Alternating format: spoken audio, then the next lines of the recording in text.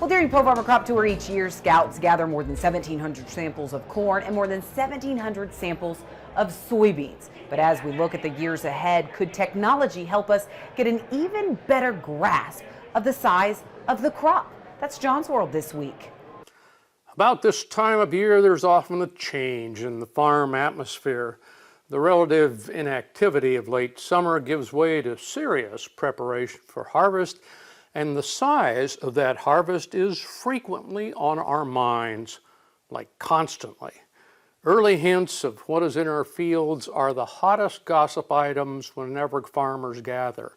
During my career, and especially the last few years, official estimates of how much is out there from this growing season have been viewed with increasing skepticism.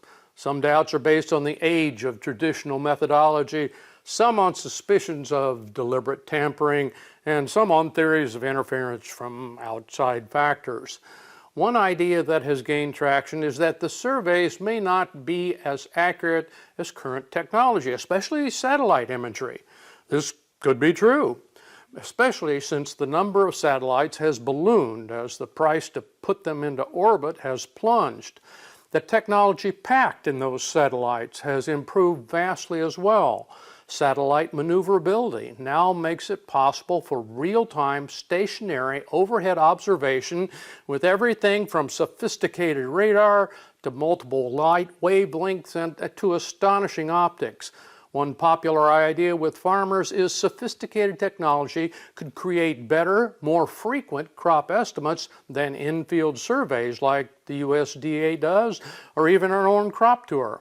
Maybe so. Technology also seems to offer less human intervention to counter growing distrust of official institutions of all kinds in the United States. For crop reports, the USDA struggles with public misunderstanding about the need for identical methods year after year to generate data comparable to the past. Much of agriculture also operates in years, not quarters or months.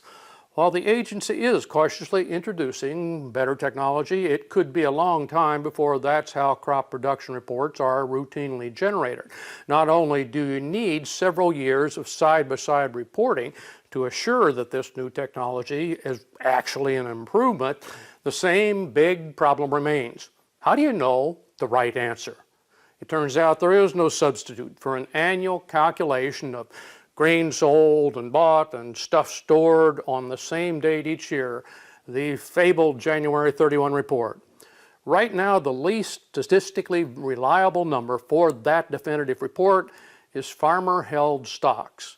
Better crop reports will need first more farmers sending their most accurate numbers, not just different politics or hardware. Thank you, John. Well, up next in Tractor Tales, it's not just any bantam, it's a bantam that sparks a lot of memories. For one woman, we have that story with Machinery Pete in Tractor Tales next.